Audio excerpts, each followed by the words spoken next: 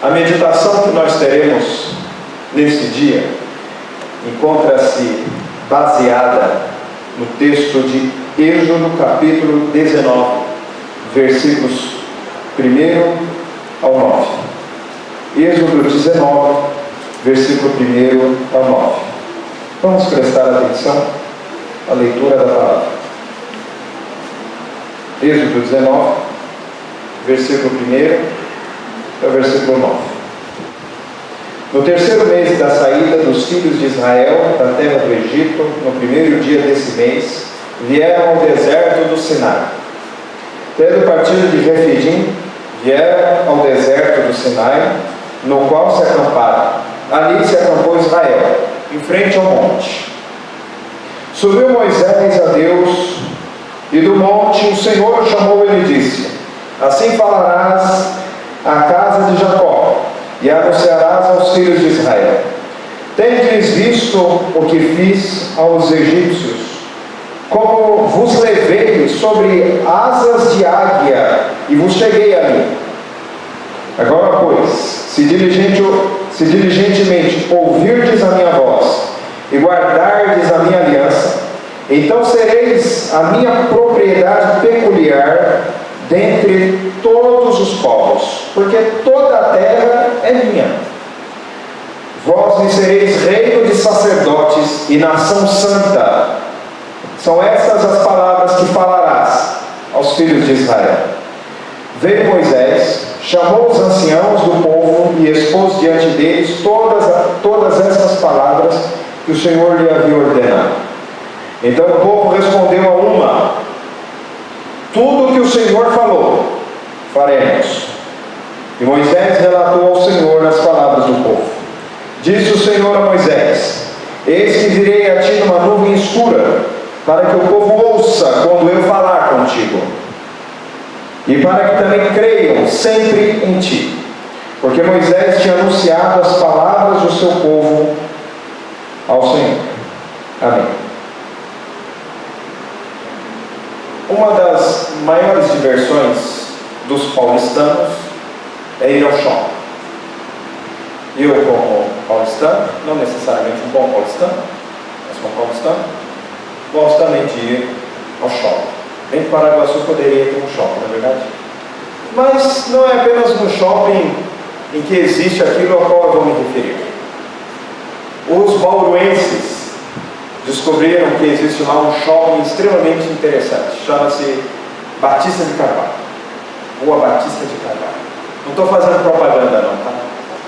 Mas quem quiser ir, vá lá. Encontrará boas ofertas.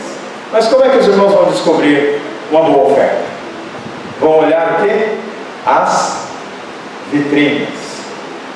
Se a vitrine estiver assim bem limpa, um vidro bem transparente, se não tiver com muitas placas na frente, os irmãos vão ver o quê? A oferta.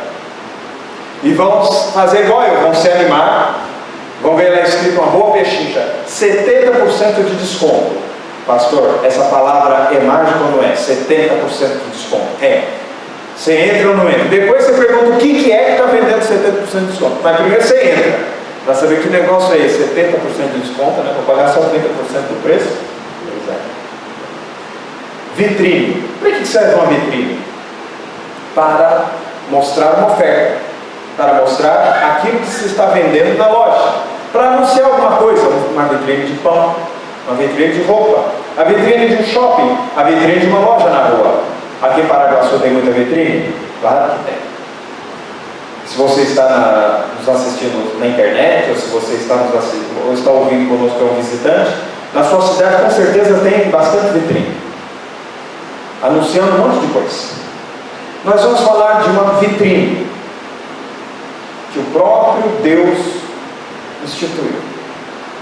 O próprio Deus fez uma grande vitrine, uma vitrine para o mundo todo ver, uma vitrine de uma grande oferta, que não era simplesmente uma pechincha, mas a melhor oferta de todas, a maior vitrine do mundo. Nós vamos falar sobre a vitrine de Deus, que foi Israel no Antigo Testamento, que é a igreja no Novo Testamento. Para que Deus escolheu Israel no Antigo Testamento para ser uma vitrine? E o que faz uma vitrine? Ela anuncia alguma coisa que não é ela própria, não é verdade?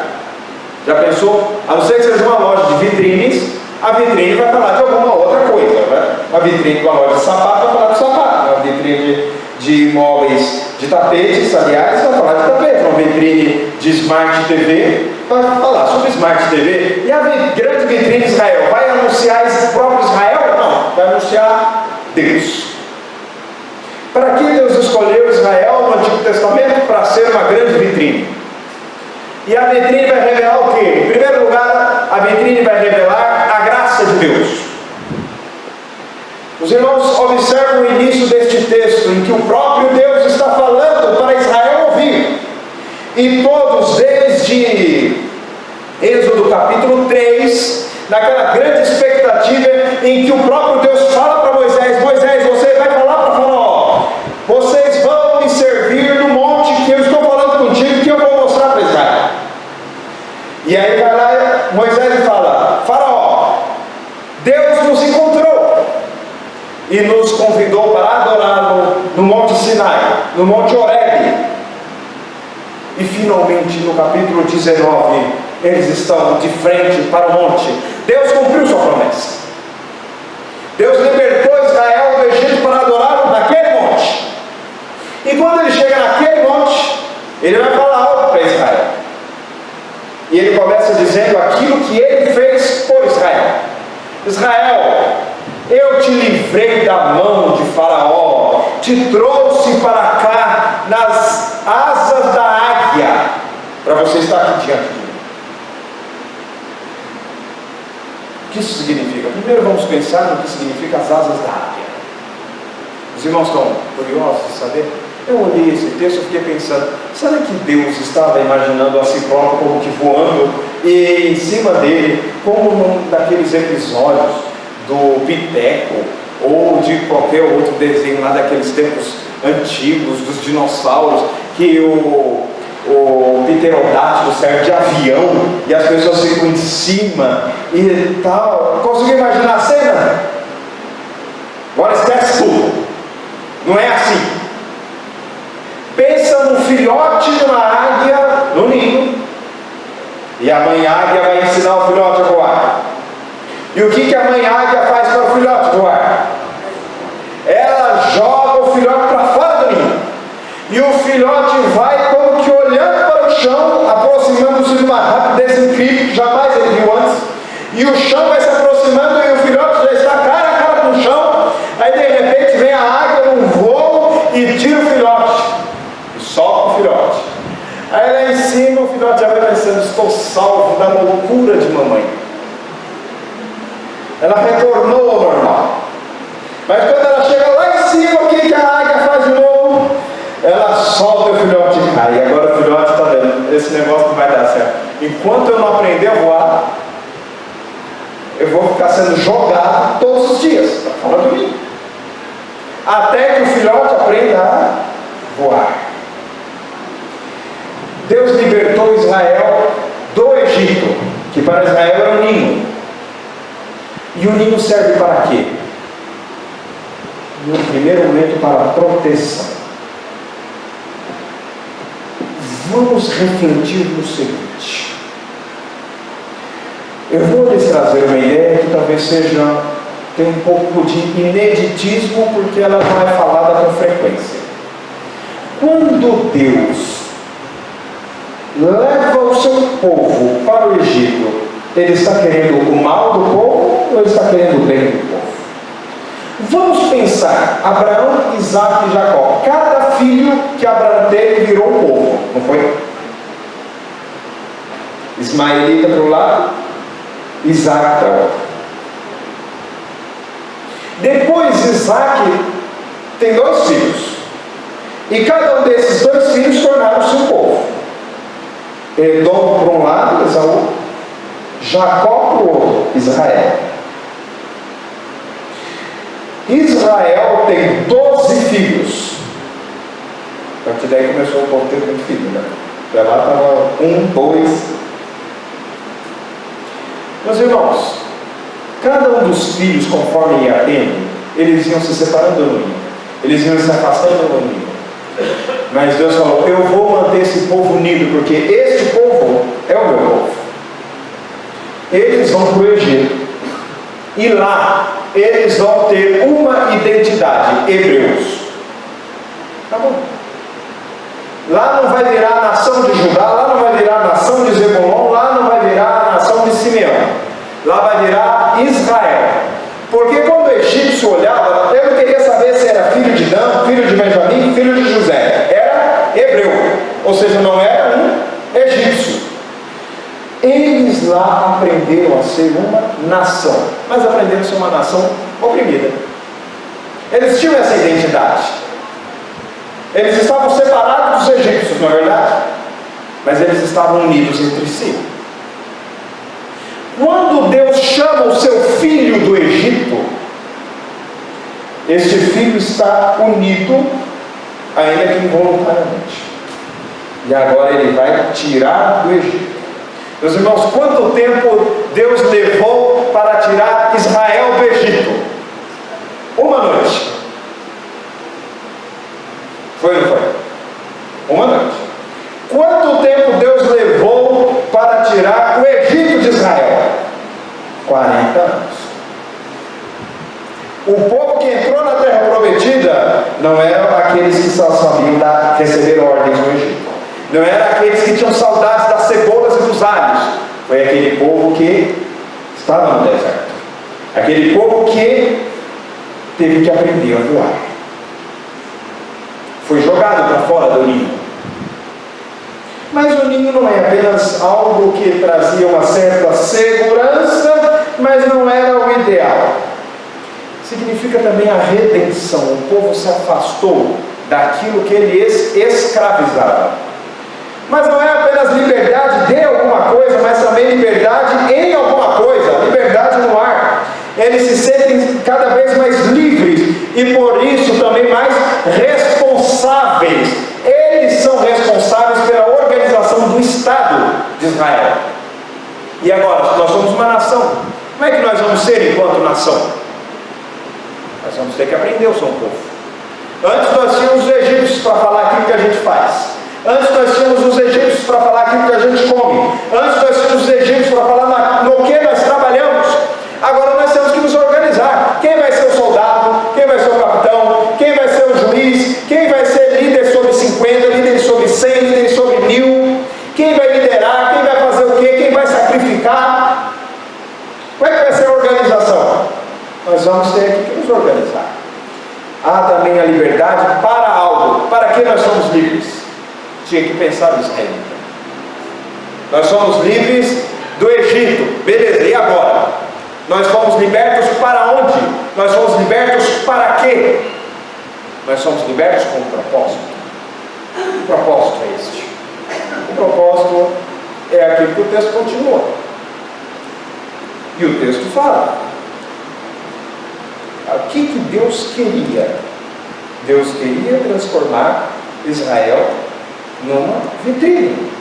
Vós sereis para mim propriedade peculiar dentre todos os povos, porque toda a terra é minha, mas vocês são meu tesouro especial. Mas observe, olha como a revelação é progressiva, ela não é de uma hora para outra. Deus não chega lá para Abraão e fala: olha, para Abraão não, para Moisés. Abraão foi seu irmão retrasado.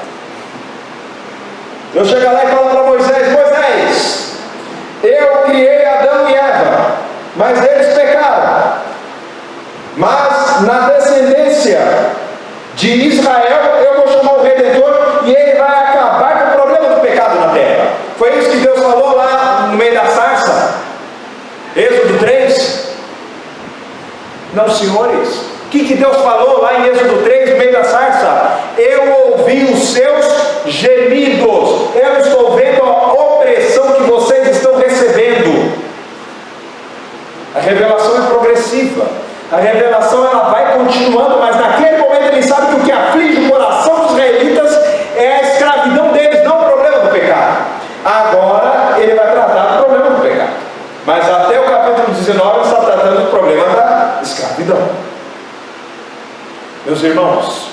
para que Israel é salvo. Para que Israel é salvo. Vocês já perceberam que primeiro Israel é salvo, depois ele recebe a lei? Deus libertou Israel. Israel não precisou fazer nada. Deus libertou Israel. Estamos no capítulo 19, irmãos. Pega Gênesis, vai lendo do 1, 2, 3, 4, chegar até o 19. Quando que a lei é dada? Quando o povo já está livre. Quando a lei é dada? Quando Deus fala, esta é a minha aliança. Quando a lei é dada? Depois que o povo falou, nós queremos essa aliança para nós. Nós queremos esse Deus para nós. Tudo bem que alguns capítulos depois nós vamos construir um bezerro de ouro. Mas mesmo assim Deus acredita, e da forma, acredita no termo de dar crédito. Deus acredita na palavra da liderança de Israel. Se fosse eu, se fosse você ia falar, vocês estão tomando a minha aliança coisa nenhuma? Daqui a 2 capítulos da Bíblia vocês vão fazer um bezerro de ouro. Porque Deus sabia ou não sabia? Mas Deus assim falou, vocês vão fazer um pacto comigo, então nós vamos fazer um pacto. Muito bem. Para que Deus escolheu Israel no Antigo Testamento? Para revelar a sua graça. Primeiro ele salva, primeiro ele liberta, primeiro ele tira do Egito, primeiro ele traz até o Monte Sinai, para somente depois disso, ele dar a sua lei.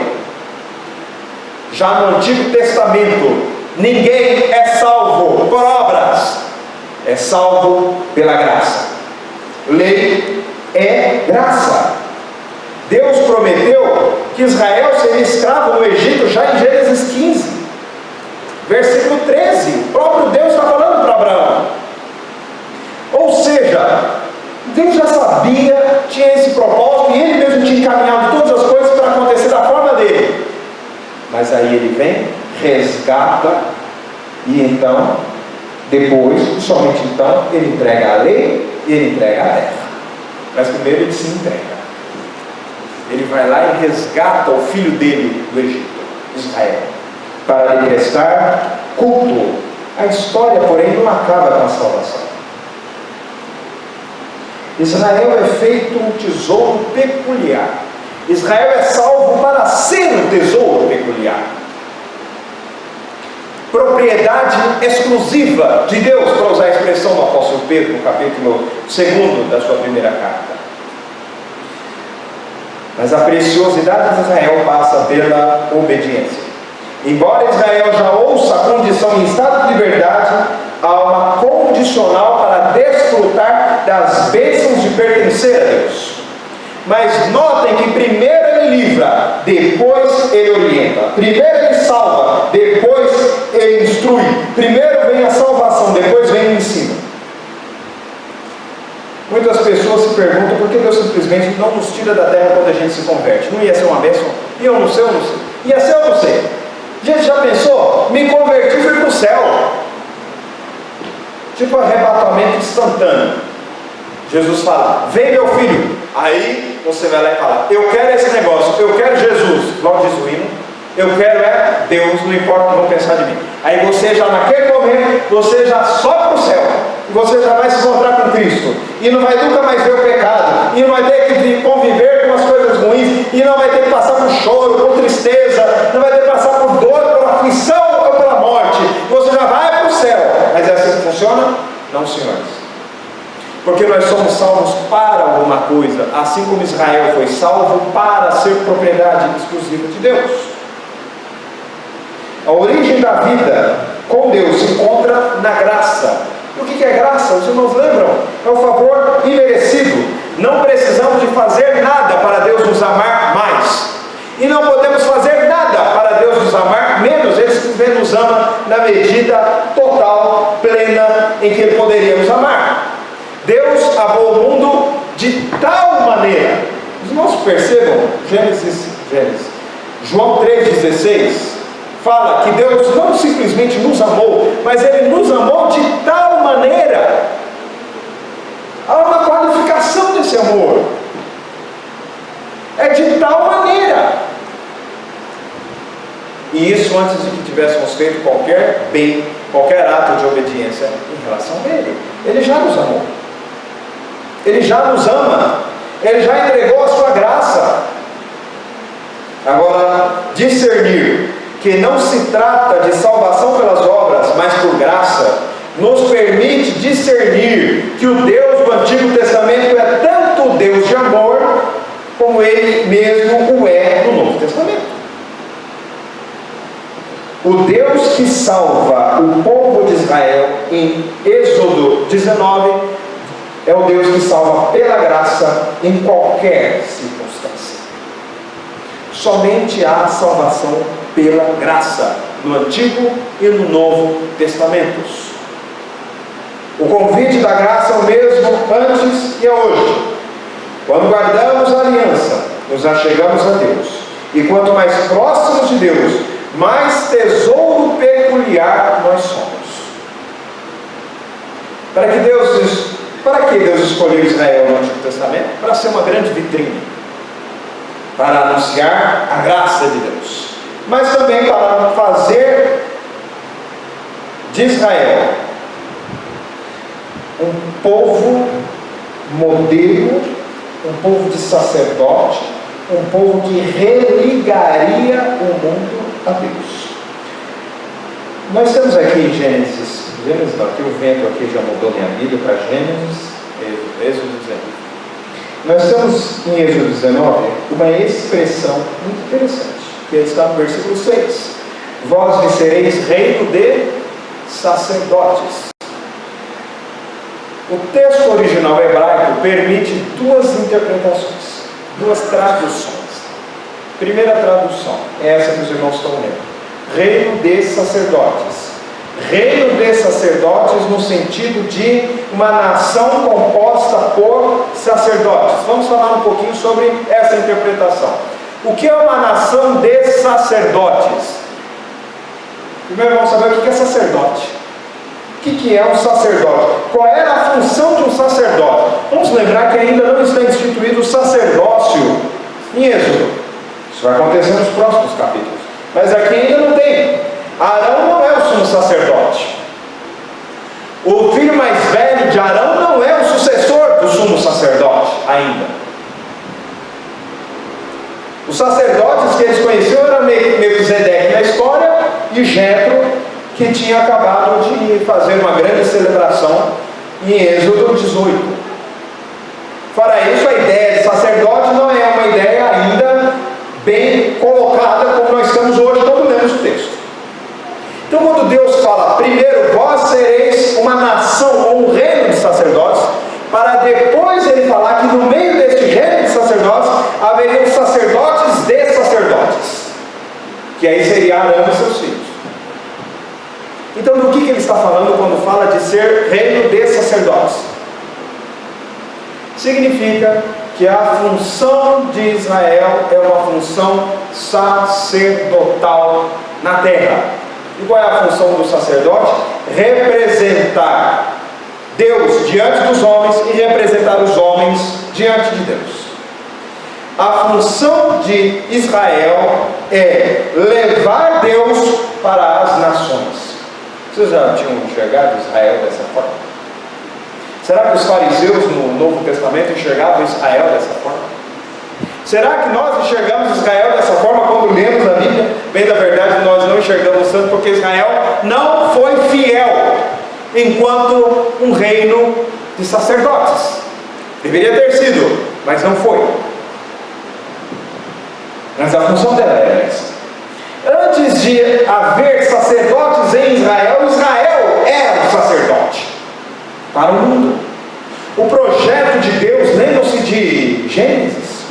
Qual era o projeto de Deus para a família de Abraão? Em ti serão benditas todas as famílias da terra. Nós esquecemos das promessas de Deus. Deus não se esquece delas. Deus não se esquece das promessas que Ele faz. Por isso Ele está aqui renovando o seu interesse em todas as famílias da terra, e não apenas de Israel. Em ti, Israel, agora Israel. Promessa feita a Abraão, depois a promessa feita a Isaac, depois a promessa feita a Jacó, barra Israel. E essa promessa agora, ela não se repete para seus filhos, porque a bênção que Israel dá para os filhos não é igual à bênção que ele recebeu de Isaac. porque a bênção que ele recebeu de Isaac, que na verdade é a bênção de Deus, parou nele, e a partir dele transmite-se aos seus 12 filhos, as 12 tribos. Para quê? Para ser um reino de sacerdotes, para levar o povo da terra a Deus. Vamos ver daqui a pouco como vai ser. Essa é a primeira forma de interpretar esse texto. Qual é a segunda forma?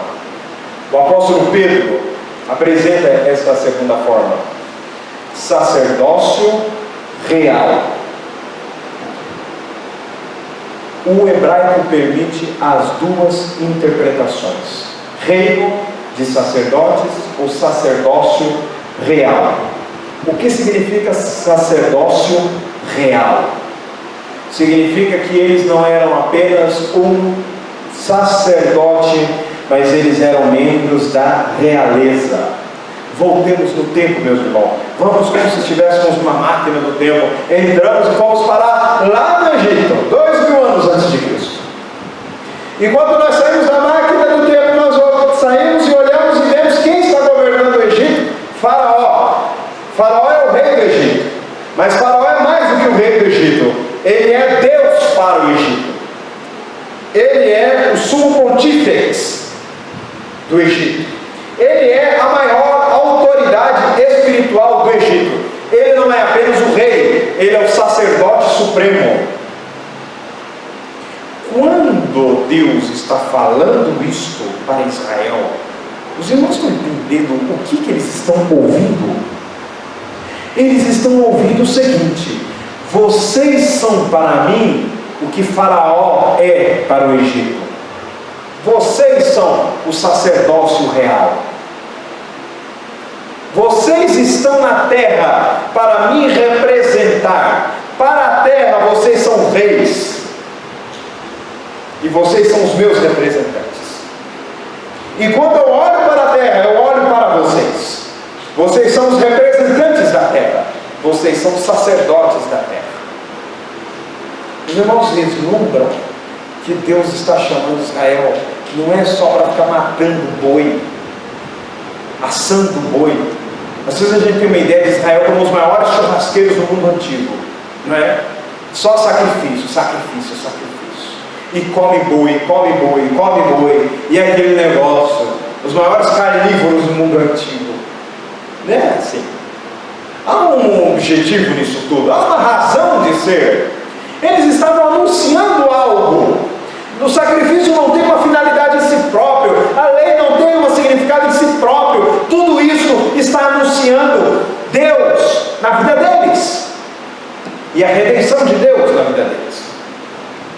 Sacerdócio real. Não parece algo do Novo Testamento? Parece não, parece. O objetivo do povo de Deus é ser uma vitrine do que Deus faz e do que Ele pode fazer. Você hoje é esta vitrine. Você é esta vitrine. Você não está anunciando a si próprio. As pessoas estão olhando para você como um espelho para ver aquilo que Deus fez na sua vida. Se você está dizendo que é crente, se você está dizendo que é crente, as pessoas estão investigando para até se perguntar: por que você é crente? Para que você é crente? Que negócio é esse de ser crente? Que negócio é esse de, em vez de pular carnaval, estar dentro de um templo ouvindo um pregador? Ou que negócio é esse de pregar para os ouvintes nos dias de carnaval?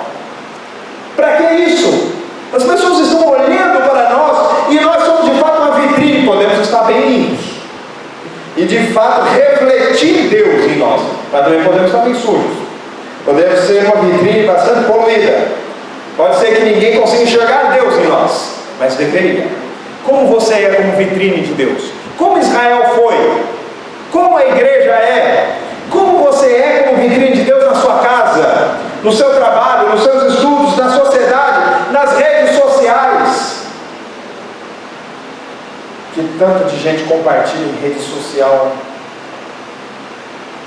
Mostra uma vitrine muito poluída, uma vitrine muito suja. Não suja propriamente de coisas indecentes, mas suja de uma trivialidade fantástica. Tem uns irmãozinhos que tudo publica na internet. Todo restaurante publica. Todo em cima da cama publica. Quem que quer saber da sua cama? Tem gente que ainda tira foto, faz uma selfie. E num guarda-roupa, normalmente o guarda-roupa está com a gaveta, pensa nesse formato. Eu não sei porquê. Que atração é essa de fazer selfie na porta do guarda-roupa com o guarda-roupa quebrado? Né? Fazer o quê? Então, o que você tem sido como vitrine nas redes sociais? O que você tem sido como vitrine lá na sua escola? Trabalhando com você, não é só adulto, não. É criança, é adolescente, é estudante, é universitário. O que você é como vitrine de Deus quando você está passando nos corredores do centro acadêmico e aquele cheiro de maconha? E as pessoas falando, vem aqui também participar conosco. Não é bem assim que eles falam, mas eu estou falando que é do jeito mais acessível para todos. Não é assim bem o convite, mas é algo assim. E aí você é convidado para ser uma vitrine de Deus, como Israel deveria ter sido e não foi. Em último lugar, Israel é uma vitrine para revelar que a obediência é o melhor caminho. Mas os irmãos percebem, e isto eu preciso que se diga, que a obediência vem depois deles já serem povo. Primeiro ele liberta, agora ele vai falar, muito bem, para vocês serem de fato nação santa, sacerdócio real e meu tesouro peculiar, vocês vão precisar ser obedientes.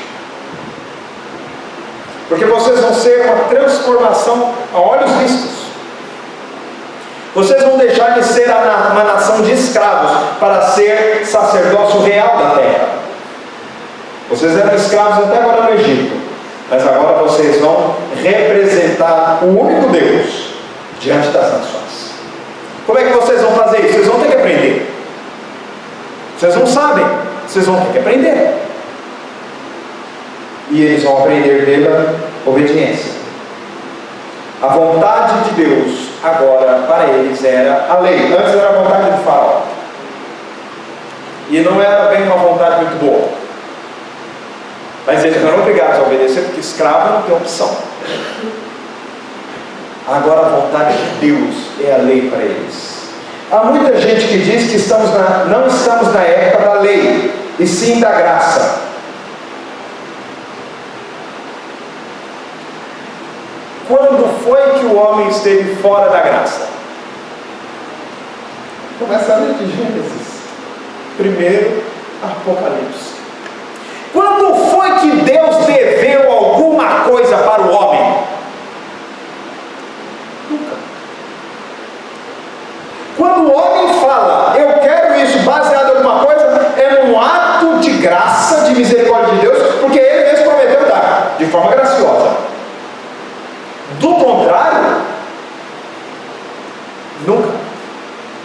O único homem que obteve para si méritos foi Jesus. E ele trocou os merecimentos que ele tinha pela cruz que era nossa. Só ele. O restante é sempre graça de Deus. Deus preservou o homem em Gênesis 3 pela graça. Deus preservou o homem quando salvou na pessoa de Noé e seus filhos. Ele preservou a terra pela graça. Noé achou a graça. Quando Deus libertou o povo de Israel, foi pela graça. Quando Deus chamou Abraão lá em Ur dos Caldeus, numa vida idólatra e pecaminosa, foi pela graça. Sempre pela graça de Deus. Nunca por obras, nem por merecimento próprio. Nós sempre precisamos colocar a vontade de Deus como lei para nós. Só que naquela época a lei era civil, além de ser uma lei religiosa. Porque a lei para eles era a vontade de Deus. A questão é se a vontade de Deus é lei para nós hoje. Essa é a questão.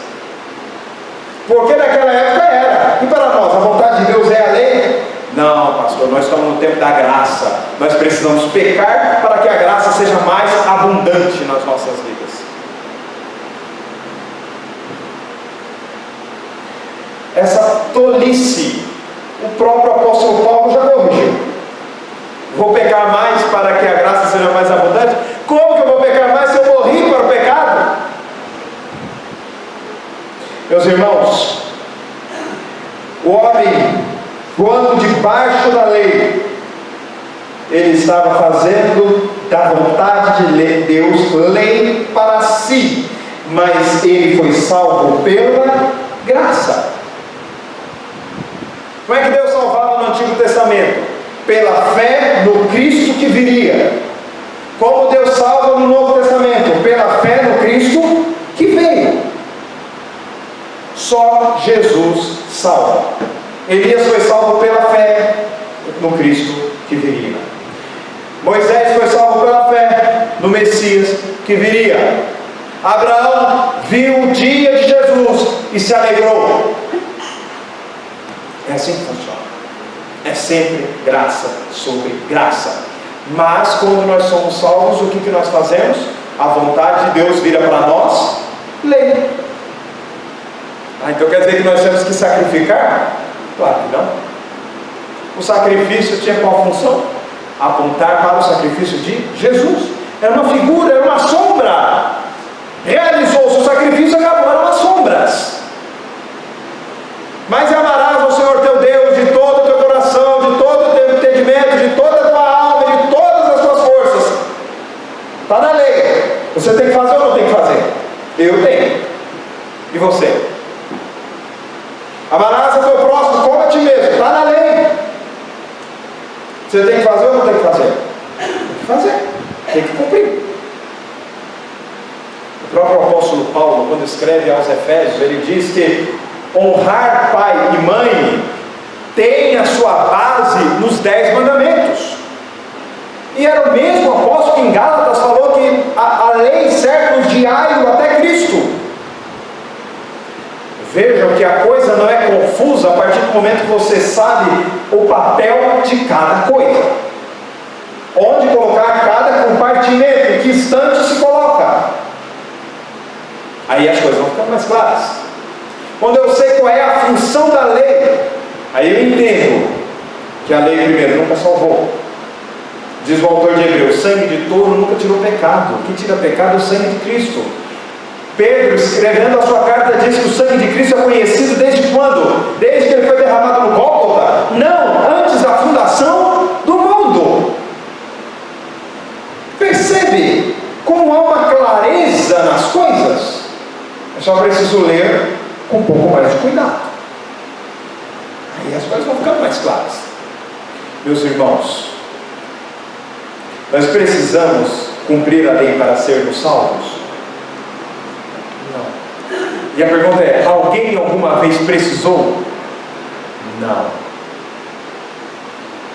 Até porque ninguém conseguiu cumprir a lei. E por isso Elias foi para o inferno?